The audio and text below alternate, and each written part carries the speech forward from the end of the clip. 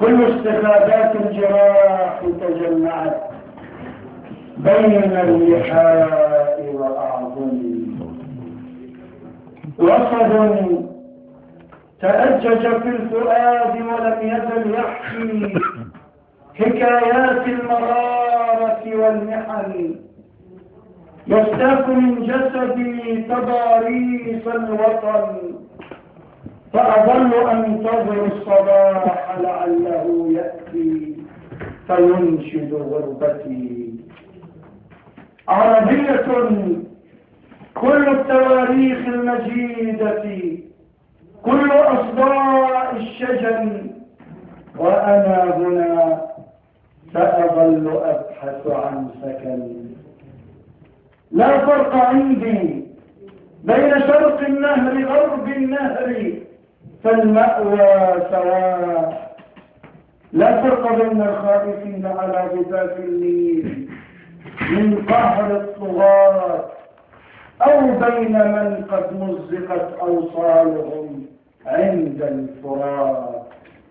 أنا يا أخي أبكيك في كل البلاد، أنا يا أخي صوت يذكرك النهار. أنا في دمشق ووسط بيروت الحزينة في الجنوب. أنا إن ذهبت إلى فلسطين الأبية سوف تلقاني هناك. أنا في جنين وفي طرابلس المدينة في الخليل. أنا ليس تفصيلني الحدود وليس يقهرني الزمن. أنا يا أخي هو أنت في كل المدائن. أشلاؤنا وعظامنا ورفاتنا أرواحنا، أنا منك لك. أنا فيك أنظر من محيط منسلك.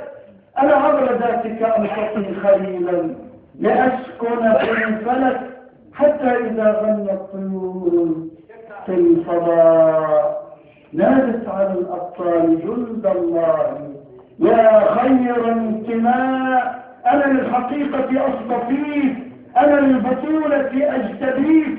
أنا يا أخي بجميعنا ملكت يميني أفتديك. أنا يا أخي فوق التضاريس الحزينة أستحثك أرتجيك. إني أذكرك النهار. ماذا ستفعل والربيع لك انتظار؟ ماذا ستجني والهوان لك انتصار؟ يبس الكلام على مرارات الحلول. ما أسعف الجبلاء في ليل يطول. أنا يا أخي لا زلت أحفظ صورتك، وأود لو ألقاك في سوق الكرامة.